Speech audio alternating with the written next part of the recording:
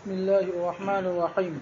Number 4، صحیح نقطۂ نظر یہ ہے کہ نوٹ رسید نہیں ہے بلکہ خود مال ہے۔ سونے چاندی کی طرح ثمن حقیقی نہیں بلکہ ثمن عرفی ہے، ان کا حکم وہی ہوگا جو فلوس کا ہوتا ہے۔ اس نقطۂ نظر کے مطابق نوٹوں کے مسائل کی اجمالی وضاحت یہ ہے: نوٹ چونکہ خود مال ہے لہٰذا ان کے دینے سے زکوٰۃ ادا ہو جاتی ہے اور ان کا آپس میں تبادلہ بے صرف نہیں ہوگا۔ جب یہ معلوم ہو گیا کہ نوٹوں کا تبادلہ صرف نہیں ہے تو ان کے باہمی تبادلے کا کیا حکم ہے؟ اس کا جواب یہ ہے کہ نوٹوں کی تبادلے کی دو صورتیں ہیں: ایک ہی ملک کے دو نوٹوں میں تبادلہ ہو، جیسے 100 کے پاکستانی نوٹ کا تبادلہ 10 روپے کے 10 نوٹوں سے۔ دوسری صورت یہ ہے کہ ایک ملک کی کرنسی کا دوسرے ملک کی کرنسی سے تبادلہ ہو۔ پہلی صورت کا حکم یہ ہے کہ چونکہ یہ بے صرف نہیں اس لیے تقابض فی المجلس تو ضروری نہیں، تاہم عہد البدلین پر مجلس میں قبضہ ضروری ہے تاکہ بیع الدین بالدین لازم نہ آئے۔ اب سوال یہ ہے کہ اس تبادلے میں تفاضل جائز ہے یا نہیں؟ مثلا 100 روپے کا تبادلہ 90 روپے سے جائز ہے یا نہیں؟ اس کا جواب یہ ہے کہ اگر دونوں بدل غیر متعین ہو تو حنفیہ کے تینوں ائمہ کے ہاں تفاضل جائز نہیں۔ اس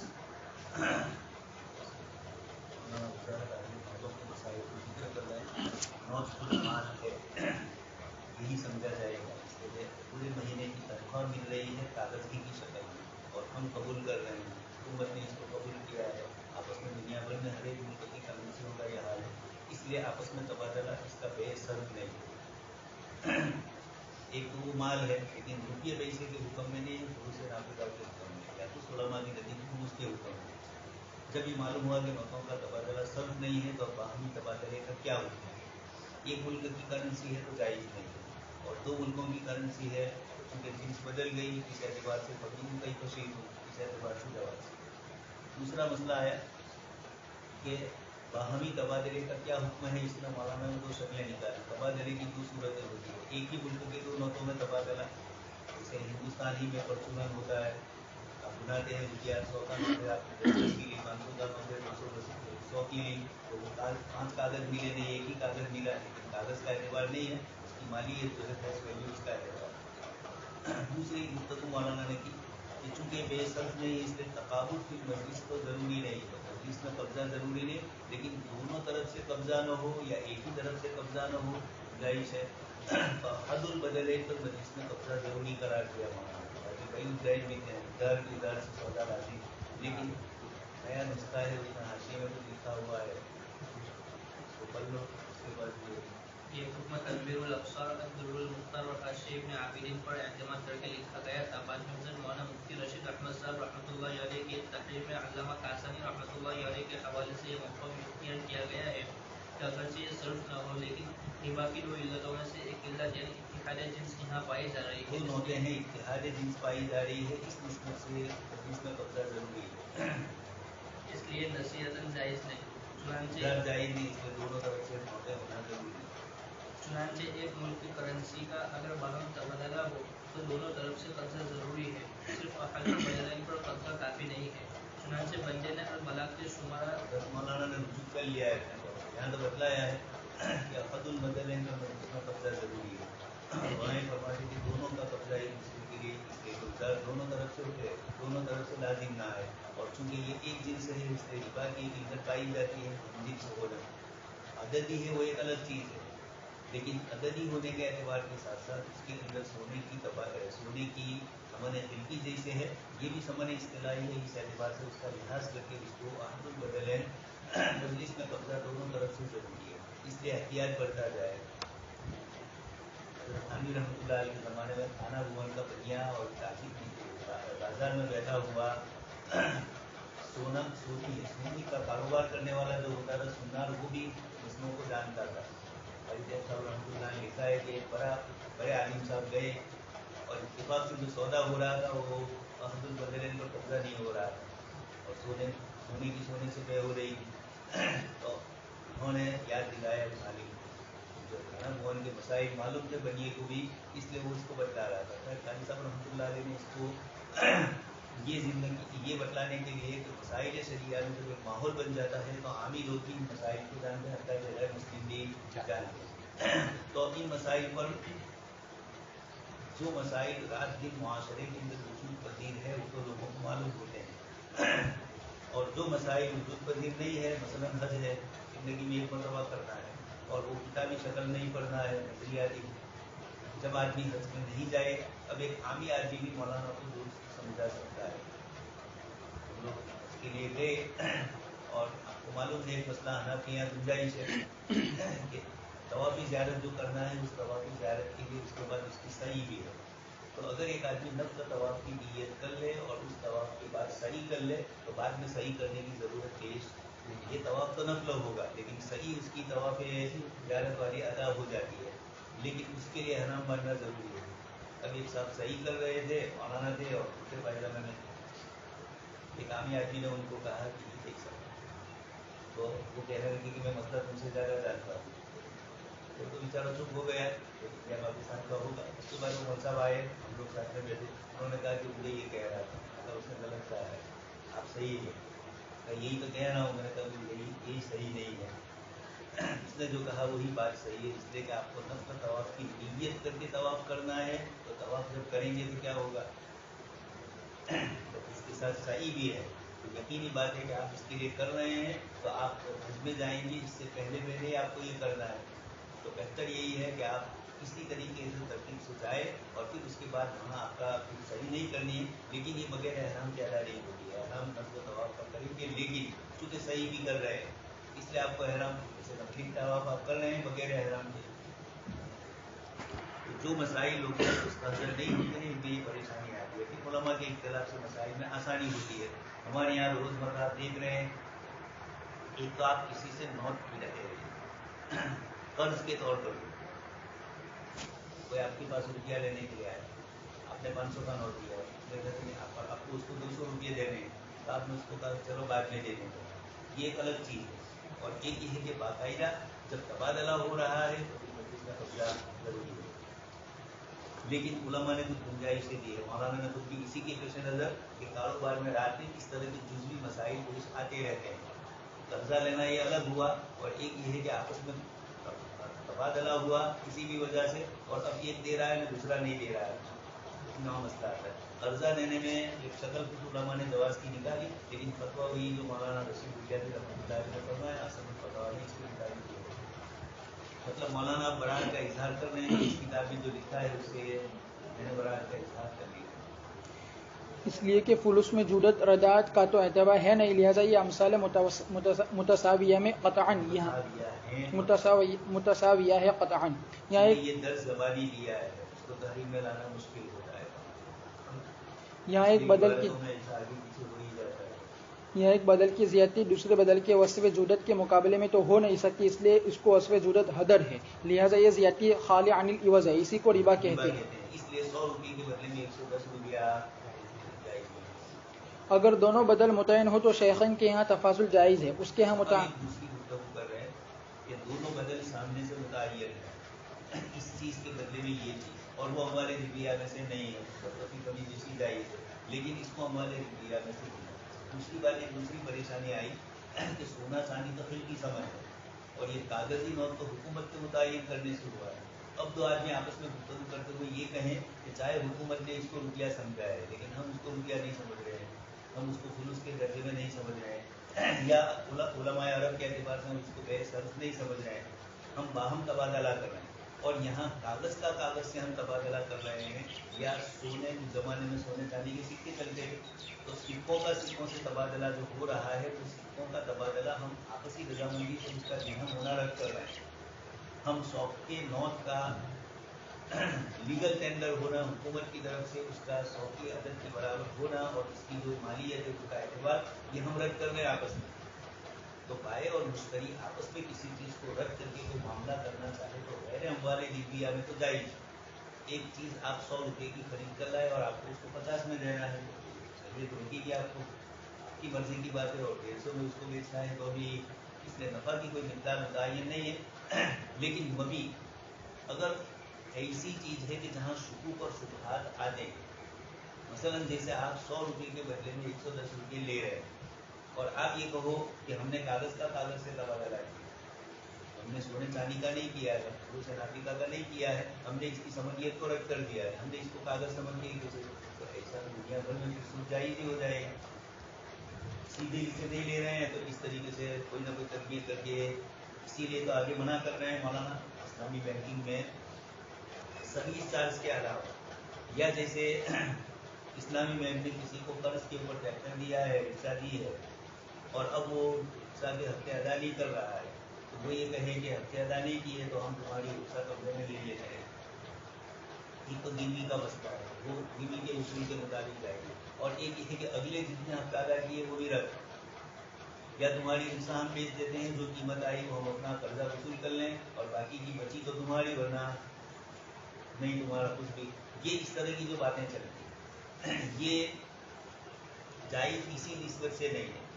तो शरई एतबार से जब एक मतलब जिसकी कीमत मुतय्यन हो गई आपस में बाहमी रजामंदी से, तो अब आपने वहाँ से खरीदा है।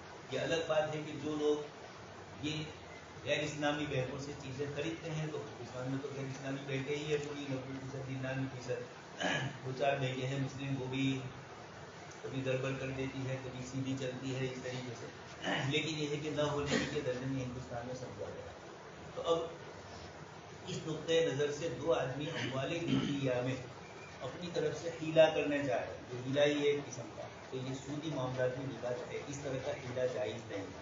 इसलिए दो आदमी ये कहे कि मैंने इसके 110 रुपये इसके पास से लिए 100 के बदले में, तो हमने इसको रुपया समझा ही नहीं, हमने कागड़िया के बदले में कागड़िया, तो बड़ी किताब के बदले में छोटी किताब की यह जायज़ है। इस तरह ये कागज़ की पे कागज़ से, तो ये अमवाले दिव्या में इस किस्म के जो लोग हीला करना चाहते हैं, तो कहा है कि नाम ने इसमें मना किया। आगे आएगा बाइजेट करना, कोई चीज़ खरीदो फरोख नहीं हुई, खाली बोल देने का है कि हमने बेचा है, हमने खरीदा है, और फिर उसके बाद उसके ऊपर बेहू शिरा के मसाइल करें, जबकि हकीकत में बेहू हुई ही, इजारे की हकीकत में इजारा हुआ ही नहीं, और इस इजारे की इस्तिलाहत उस पर चले और इजारे के मसाइल भी उसके साथ वाबस्ता हो, तो शरीयत मुतहरा में हक़ाइक़ का एतबार होता है और उमूरी मक़ासिदिया इस एतबार से होता है, लफ्ज़ी एतबार से कोई ये करते हैं। लेकिन फतवा यहाँ ये है कि शेखैन ने गुंजाइश की, उरूस नाफिका चल रहे हैं, गोत वाले दीनार और दिरहम चल रहे हैं, अब वो इन दीनार के अंदर जितना चांदी है उसका, दिरहम में जितना चांदी है उसका एतबार नहीं करते हैं, सोना है उसका एतबार नहीं करते हैं, और गैर मुतय्यन है, इस बुनियाद के ऊपर वो इनकी आपस में कभी मुश्किल से सौदा करे, तो अमवाले रिया में तो जायज़ नहीं है। इसलिए सोने चांदी वाली जो दीनार और दिरहम है उसमें तो जायज़ नहीं, लेकिन उरूस नाफिका में इसकी गुंजाइशें बनती है कि आपस में तबादला कर रहे हैं जिनस का, एक धात का दूसरी धात से, और वो जो धात है वो अमवाले दिव्या में से नहीं है, इस बुनियाद पर कमी बेशी उसकी जायज़ होती है। जैसे कागज़ किताब वगैरह, इस तरह रोटी वगैरह का सुन चुके हैं। लेकिन जहाँ अमवाले दिव्या में से वो चीज़ है, वहाँ फ़ौरन उसके बाद इस किस्म के हीले भी जायज़ नहीं।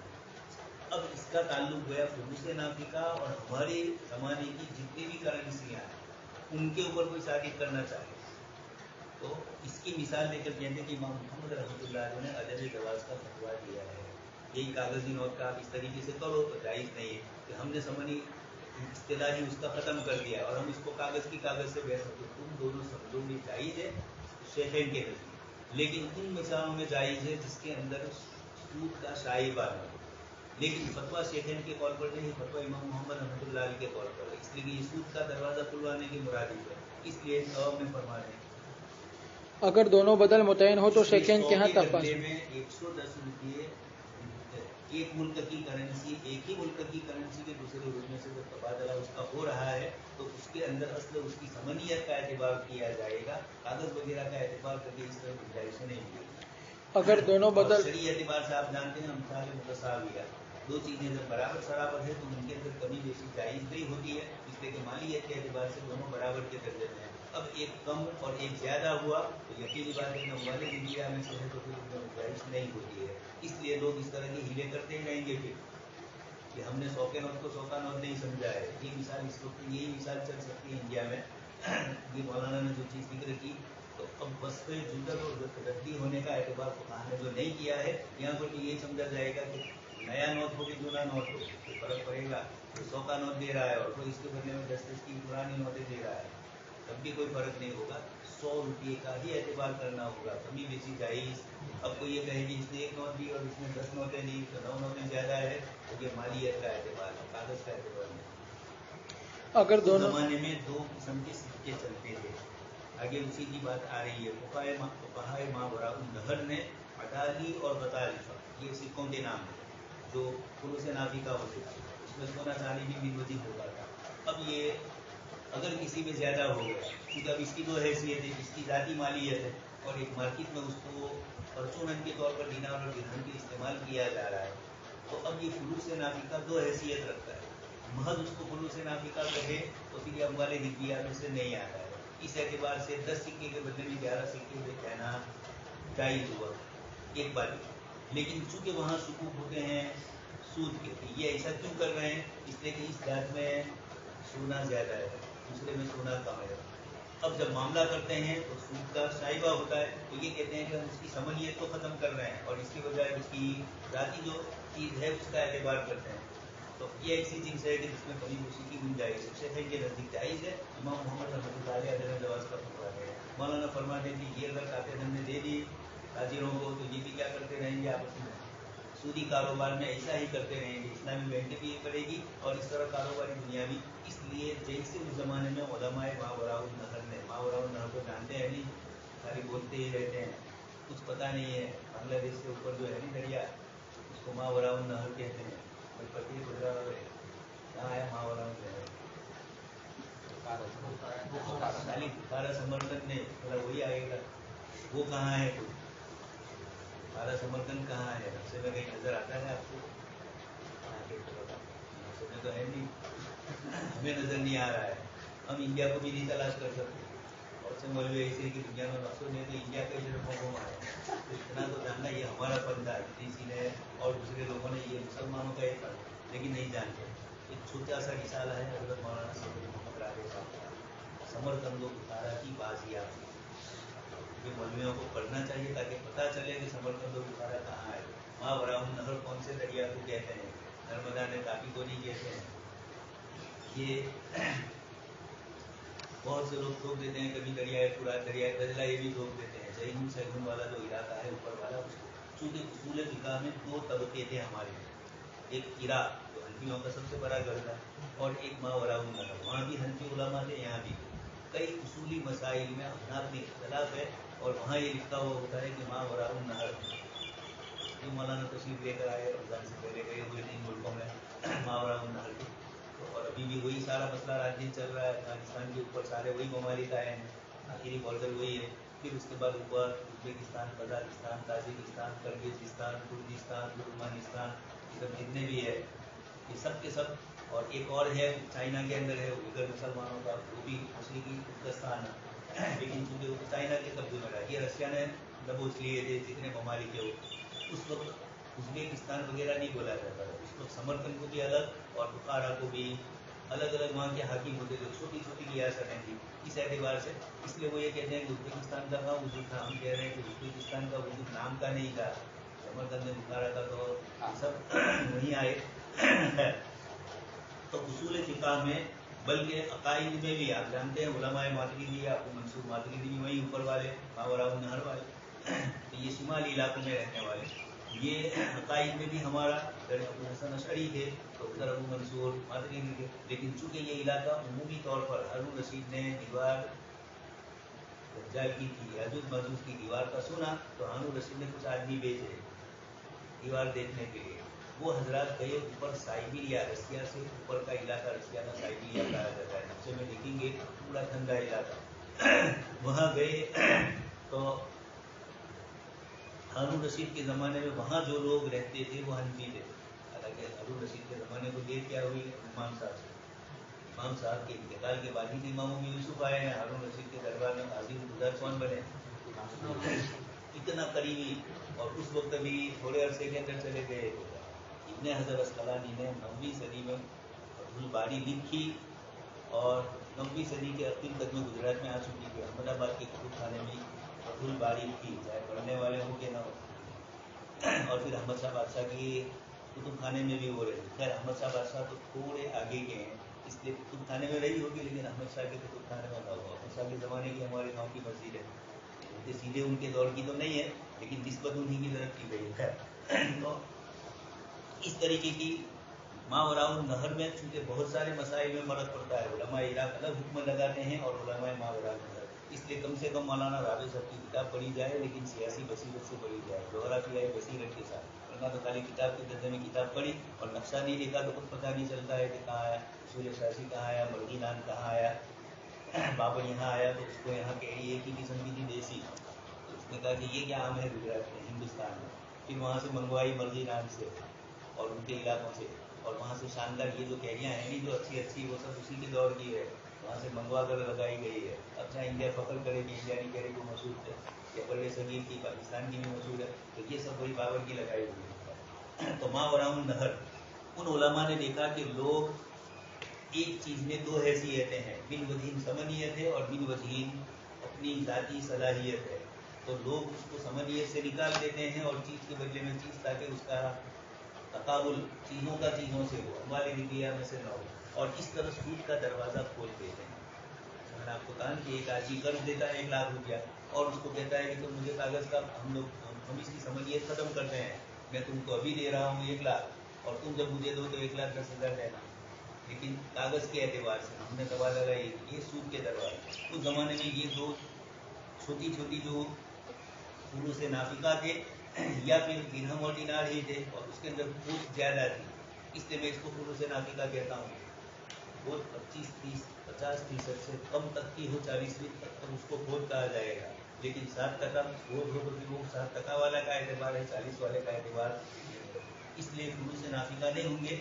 लेकिन ये अदाली और बदारिफात, ये जो नाम थे सिक्कों के, इन सिक्कों के अंदर लोग सूदी कारोबार कर लेते थे, इनका नाम बदल कर, और इनके लिए कि हम इसको समनियत नहीं रखते हैं, हम तो इसको चीज़ के बदले में चीज़ समझते हैं। तो इमाम साहब ने जो फतवा दिया है और जो हिदाया में आप एक किस्म का इलाज सुन चुके हैं, बड़ा दिरहम में छोटा दिरहम, ये हिदाया में मिसाल आती है किताबों की, ये सौदा हो चुका है। इमाम साहब फरमा रहे हैं, इमाम साहब का तस्वुर ये था कि मोमिन जब भी कोई सौदा करता है तो शरीयत के खिलाफ नहीं करता, इसलिए इसके पेश नज़र ये होगा कि बड़ा सिक्का और फुलूस नाफिका, ये सोना सोने के मुकाबले और दूसरी धात सोने के मुकाबले में, इस तरीके से इमाम साहब ने गुंजाइश दी। मैं समझ रहा हूँ वो मसला आप सुन चुके हैं, इसलिए इशारे में कह रहा हूँ। चुनांचे फ़ुक़हा मुतक़द्दिमीन में भी उसकी नज़ीर मौजूद है। फ़ुक़हा मावराउन नहर ने अदाल और गतारिफा में तफाजुल की हुर्मत का फतवा दिया था, हालांकि उनमें गश गालिब होता था। और फिर भी एतबार इसलिए कि लोग इनको गश देखकर नहीं करते थे। एक में 30% है सोना और एक में 40%। अब वो देखता था कि 40% वाला सिक्का, तो यकीनी बात है कि मजमूई तौर पर जब 100, 200, 150 सिक्के होंगे तो उसका सोना ज़्यादा होगा, उसका चांदी ज़्यादा होगा इसके चांदी के मुकाबले में। तो खोट वाले सिक्कों में ये खतरा ज़्यादा है। फुलूस नाफिका में तो थोड़ा कम है, लेकिन फुलूस नाफिका भी उनकी फुलूस नाफिका को समझने दूसरी धात के सिक्के होते, लेकिन फुलूस नाफिका अकेले ये नहीं होते, खोट वाले सिक्कों को भी फुलूस नाफिका का, वो भी लोगों में राइज थे। तो वहाँ ये खतरात होते हैं कि मजमूई तौर पर जब इसने इससे दिरहम 100 दिरहम लिए, इसके बदले में दूसरी चीज़ उसको चांदी की दी, तो यकीनी बात है कि ये 100 दिरहम में जितना चांदी है वो, या दो सिक्के ही समझ लीजिए, एक सिक्के में 30% है, एक में 40% चांदी है। अब जब मजमूई तौर पर 100 सिक्के बेचे तो 100 के बराबर 5-5% का ये फर्क पड़ते हुए 100 वाले सिक्के के अंदर ज़्यादा एक में चांदी हो गया और एक में कम हो गया। अब ये दोनों का तकाबुल हो रहा है। तो शेखैन ने वो पहले वाले कौल के मुताबिक ये कहा कि 30 वाला जो चांदी है और इधर 40 वाला है, 30 वाला 30 के मुकाबले और 10% दूसरी जो धात है, ये जायज़ करने के लिए खुला उस ज़माने में इमाम साहब ने ये फरमाया था। लेकिन जब लोग कसरत से इस तरह करने लगे तो माँ बराबर नहर के उलमा समझ गए कि ताकि लोग ये बदमाशी करते हैं। मसलन किसी को कोई चीज़ बेच रहे हैं और उन्हीं के पास है, अब सामने वाला कहे कि खरीदिए तो फलाना सिक्का ही लूँगा, फलाना कोई नाम से हो रहा है, हम तो ये कहें कि पुरानी अच्छी नोट लूँगा, वो एक अलग बात हुई, फर्क कोई नहीं पड़ता है, पुरानी हो कि नहीं हो, कीमत के एतबार से कोई फर्क, लेकिन उस ज़माने में तो उसकी मालियत का फ़र्क पड़ता था, इस तरीके से करते थे। और ऐसे नुकुत में मिसाल दी मौलाना ने कि असरे हाजिर में भी आपके सामने ऐसे मसाइल आएंगे कि सीधा सूद नहीं करेंगे, तो सूद से बचने के लिए सीधा सूद न समझ में आए तो लोगों के साथ इस तरह का कारोबार करेंगे।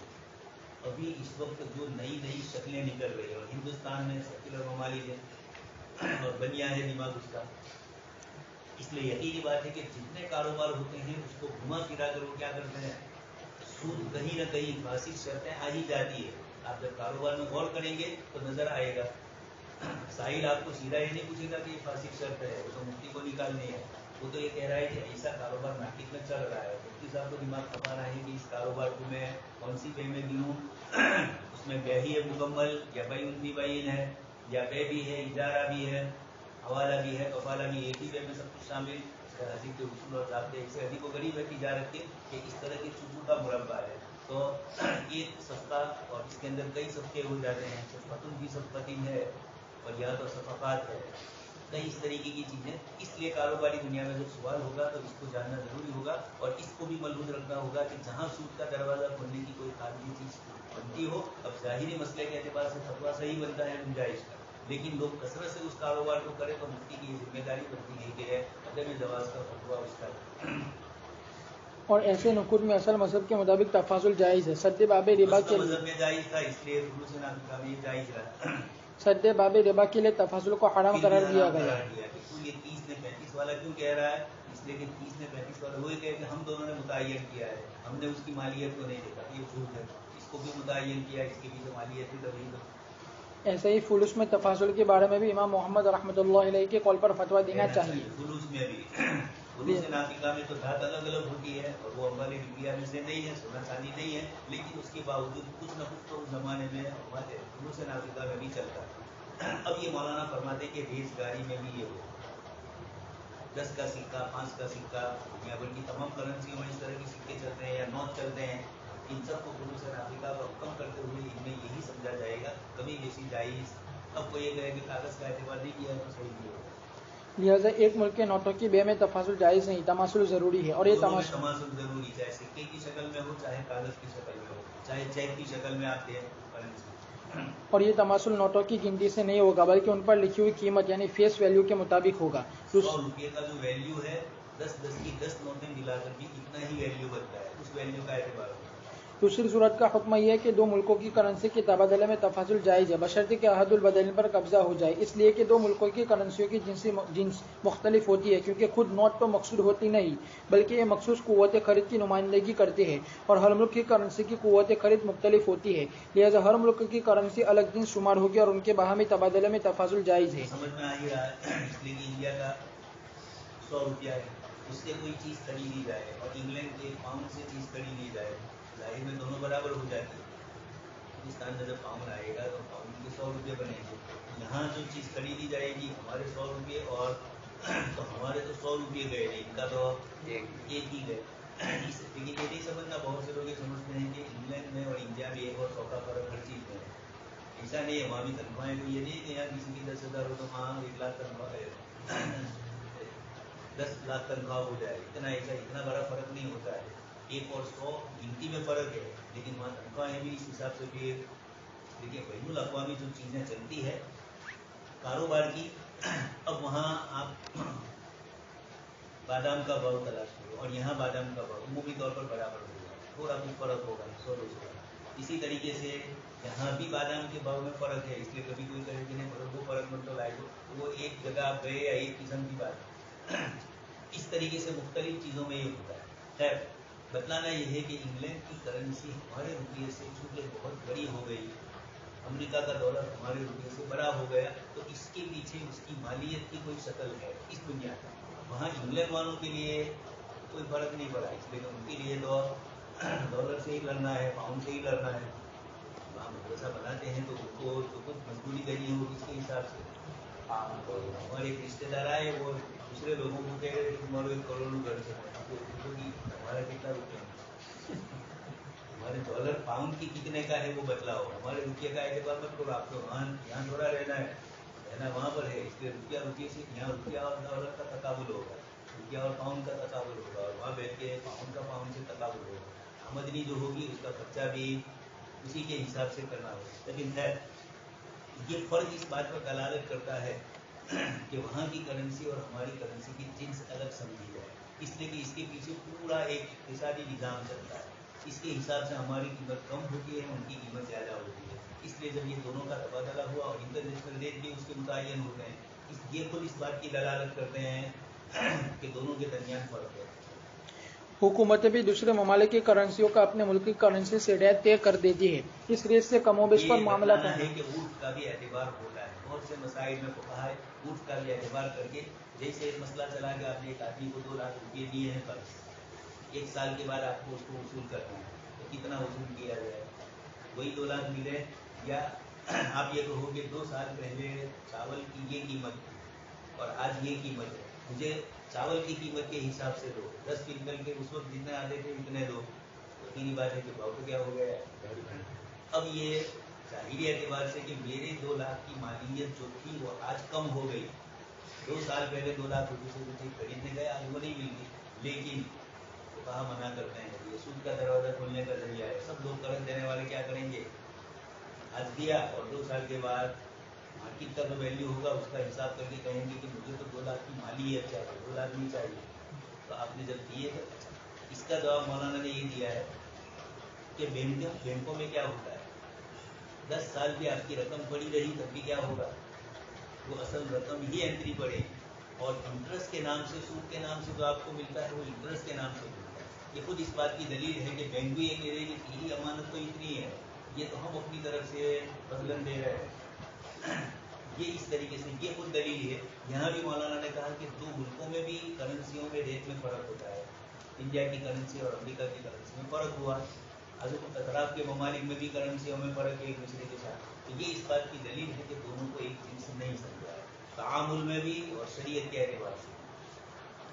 इसलिए जब मुफ्ती को मसला पूछा जाए तो वो हुकूमत के इस सिलसिले के जो कानून है उनको भी मद्देनजर रखकर मुस्तफ्ती को जवाब दे, ताकि उसको पता चले कि दूसरी सब ऊँट का फुक़हा के एतबार क्यों किया है। तो ऊँट का एक ही मतलब नहीं है, सेक्युलर मुल्क है तब भी ऊँट का एतबार। मार्केटों में तिजारत के अंदर तो सेक्युलर कानून के मुकाबले में आपसी ऊँट के कानून ज़्यादा चलते हैं।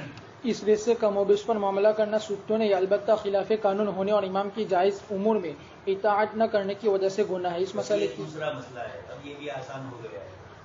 जब हिंदुस्तान राजीव गांधी के ज़माने तक कम्युनिस्ट ब्लॉक से इसका ताल्लुक है, मनमोहन सिंह ये नरसिंह राव आया, उसके बाद से हिंदुस्तान सरमायादाराना निज़ाम की तरफ गया। इसलिए इंटरनेशनल मार्केटिंग और पूरा का पूरा दुनिया भर के लोगों को यहाँ कंपनियाँ बनाने की इजाज़त दी। पहले ऐसा नहीं था, हिंदुस्तान की चीज़ ही एक ही गाड़ी मिलती थी हिंदुस्तान के अंदर। फिर मारुति आई और रोटी कर दिया वहाँ पे, वो बाद में आई संजय गांधी के ज़माने में, जब वो वज़ीर आज़म तो नहीं बना था, लेकिन उसी के ज़माने में, वो इंदिरा के ज़माने में वही चला रहा है। तो अब मुल्क के हालात दूसरे हो गए, इसलिए वहाँ तक मुल्क के पास फॉरेन की जो करेंसी होती थी वो बहुत कम होती थी। एक कम्युनिस्ट निज़ाम था, इसलिए सारा मुल्क का कारोबार मुल्क ही में होता था। फॉरेन की करेंसी इंडिया गवर्नमेंट के पास कुछ आ जाती थी, बाकी मार्केट के अंदर हवाले से ही कारोबार होता। इसकी बुनियाद पर वो हवाले वाली रकम फिर फॉरेन की करेंसी वापस चली जाती थी। मनमोहन सिंह आया, यानी ये नरसिंह राव आया और मनमोहन सिंह ने और ज़्यादा खोलकर कर दिया, और फिर उसके बाद कांग्रेस भी उसी तर्ज पर चली, और ये तो कांग्रेस का भी अब्बा बन के आया, अमेरिका का और बुला। तो इन्होंने सारे मामला इस तरीके के कर दिए हैं। तो अब बतलाना ये है कि अब करेंसी का वो मसला इतना ज़्यादा परेशानी वाला नहीं। पहले ये होता था कि जब आप हवाले के ज़रिए पैसे मंगवाओ तो वहाँ से 2 रुपये, यहाँ जो मार्केट चलती है उससे कुछ रुपये, यानी गवर्नमेंट का जो रेट होता है उससे रेट थोड़ी ज़्यादा मिलते थे, 2 रुपये, 3 रुपये, 4 रुपये, इस तरह का फर्क होता था। लेकिन फिर जब हुकूमत ने इसको आम कर दिया तो अब मार्केट के अंदर हवाला कम हो गया, और अब कारोबार उमूमी तौर पर यही रहा कि किसी भी जगह पर आप जाए, कहीं से आप, पहले तो ये होता था कि एयरपोर्ट पर ही मनी एक्सचेंज की दुकानें होती है और वहीं गुनाह के रास्ते में पकड़ा गए तो गुने का। अब ये नहीं, अब आप कहेंगे देखो इस जगह में उसको इत्मीनान से लिख लीजिए कि मेरे पास ये फॉरेन करेंसी है, मैं इसको गुना लूँगा, तो फिर उसके बाद केस नहीं बनेगा। इसलिए बहुत से लोग घबरा जाते हैं, फॉरेन करेंसी मिली कि एकदम कहीं फंसे। इससे कुछ नहीं होगा, आप ये कह दीजिए कि फिर मेरे पास है, लेकिन मेरे अपने शहर में दुकान है, मैं वहाँ उसको निकल लूँगा, और आप उसकी गारंटी लिख लीजिए, नोट के नंबर ले लीजिए, और जब मैं गुना हूँ तो नोट दुकान वाले से आप बात कर लीजिए। तो हुकूमत ने ये कर दिया कि लोग ब्लैक मनी लाते थे और फिर वो ब्लैक मनी ब्लैक से ही वापस चली जाती। हिंदुस्तान में ये गुनाह है, अभी भी गुनाह है, उस वक्त भी। लेकिन अब चूंकि हुकूमत ने असल जो वजह थी गुनाह करने की, वो ये थी कि रेट में फ़र्क होता है।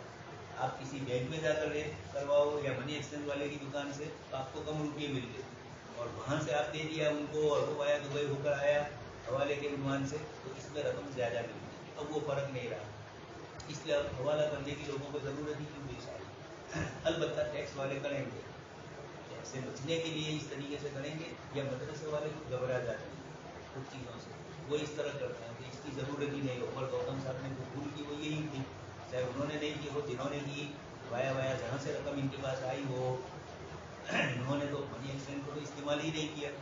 और अपने मदरसे का अगर आपने FCR खुलवा लिया है तो भी आपके लिए कोई परेशानी नहीं आती, FCR भी नहीं खुलवाते और अब फिर उसके बाद डर जाते हैं। उन्होंने बच्चों का मदरसा है, कई साल तक वो परेशान है एक ही डर पर। मैंने कहा ऐसा कुछ डर नहीं, हम तो मदरसा चला रहे हैं, अभी तो FCR है, पूरा तैयार हो गया उसका कागज, और फिर उसके बाद अभी में इनकार करें नहीं करवाना है।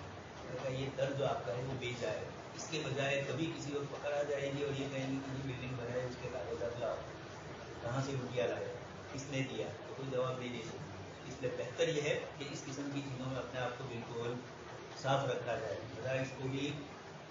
इसलिए अब उस वक्त ये था इंग्लैंड में हवाले के कारोबार करने में कोई गुनाह नहीं था। ये मौलाना वहाँ कर रहे थे, मौसम ने कहा था हवालों कर, उन्होंने कहा हमारे मुल्क में गुनाह नहीं है, तुम्हारे मुल्क इंडिया में गुनाह है, तो तुम्हारे पास करेंसी नहीं थी उस वक्त। अब हिंदुस्तान ने ये मनी एक्सचेंज खोल दिया है, तो इसका फ़ायदा ये है कि ये सब लोगों को हिसाब देना पड़ता है, और ये जो पाउंड इनके पास आए, इन्होंने तो लोगों को रुपये दे दिए, इस पाउंड की रकम इनको जो मिलेगी जहाँ ये बुलवाएंगे वहाँ से मिलेगी, और वो रुपया जाएगा सीधा हिंदुस्तान गवर्नमेंट के खजाने। ये रकम पे करेगी गवर्नमेंट, और ये रकम जाएगी यानी अखीर में ताकि उसको खरीद लेगी और हिंदुस्तान के खजाने। लेकिन अब इस तरीके के हवाले होते हैं, तो अब हिंदुस्तान शरई इस्लामी नुक्ते नज़र से ये कारोबार जायज़ है हवाले, लेकिन चूँकि हम हिंदुस्तान में रहते हैं इसलिए जब पकड़े जाएंगे तो जैसे ये मनी लैंडिंग का केस ऐसा खतरनाक है, तो बंदी भी परेशान है, अरशद बंदी साहब भी परेशान,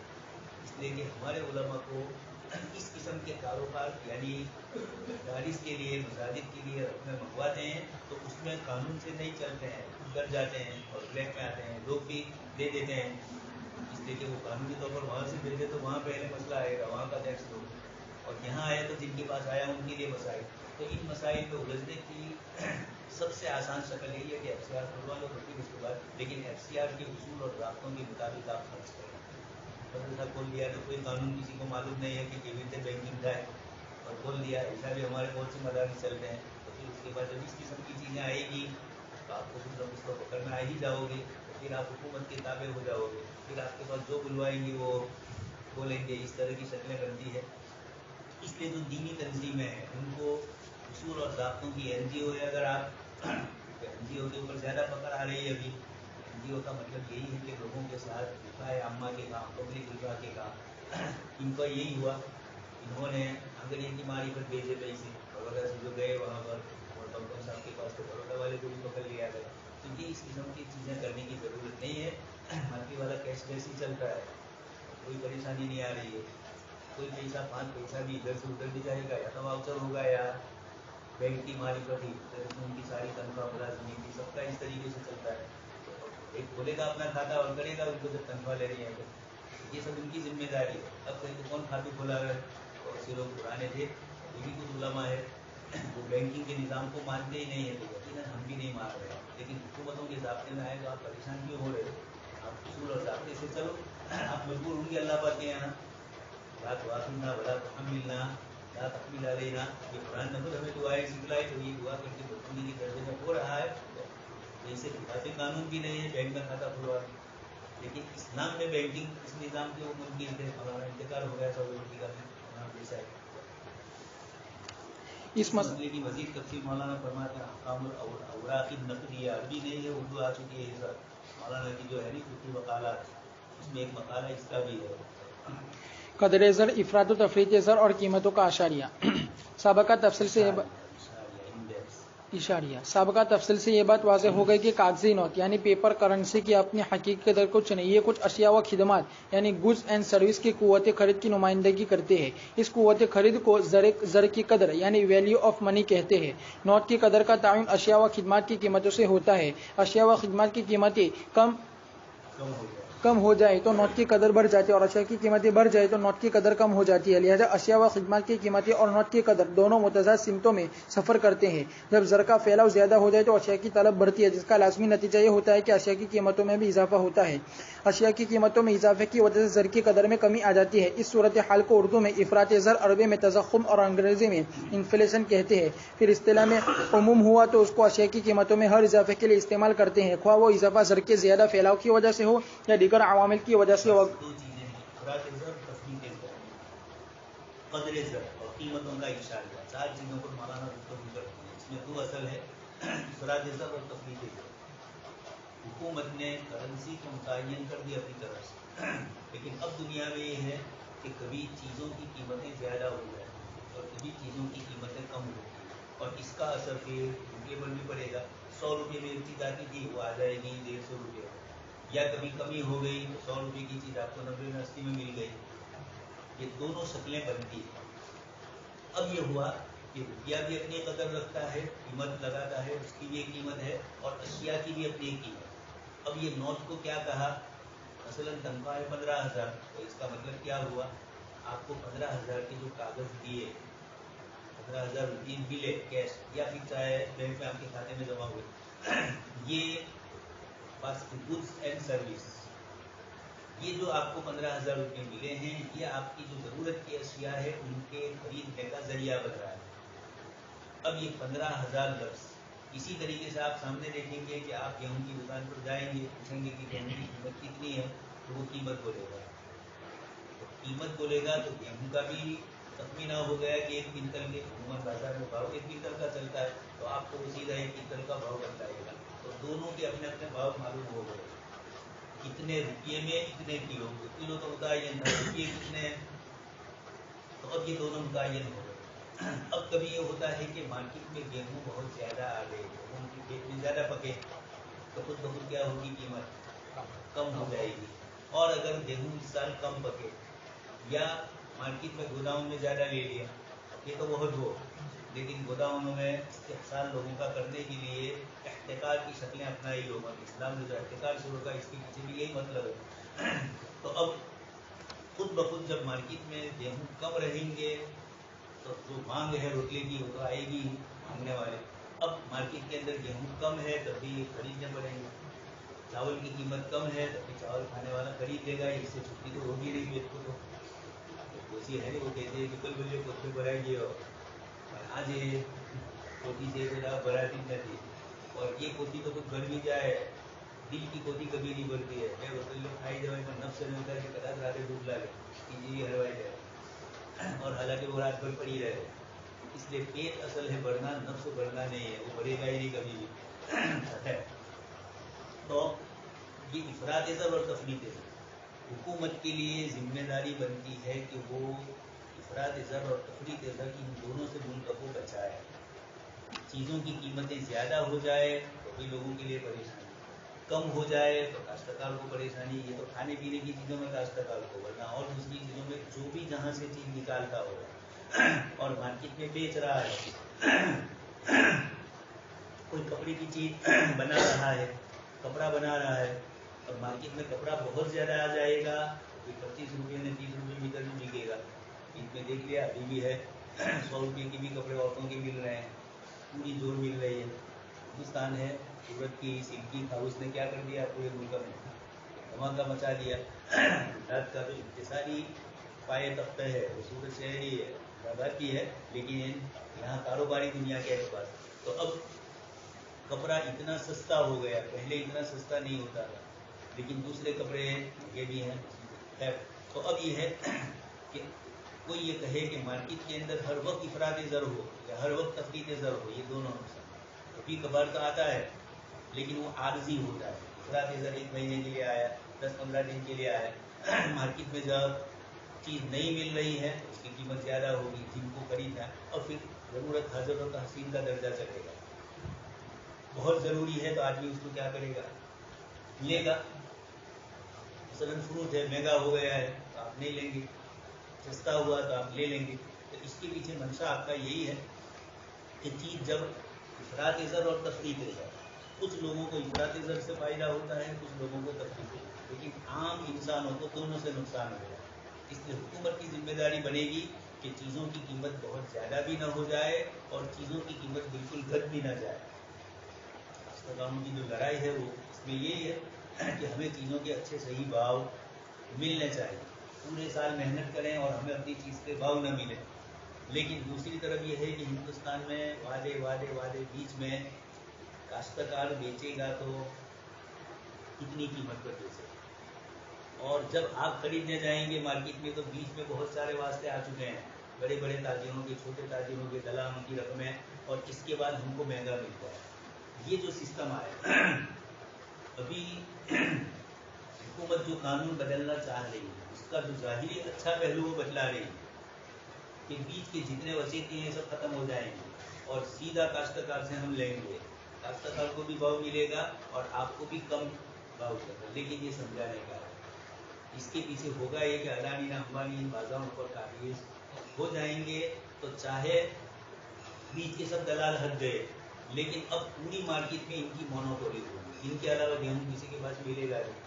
अब ये गेहूँ की कीमत जो मुतय्यन करना चाहे वो लेनी पड़ेगी। रेल का यही तो अभी कर रहे हैं, बंद है तो ऐसे थोड़ी बंद है, इसके पीछे भी बहुत बड़ी खेल खेला जा रहा है।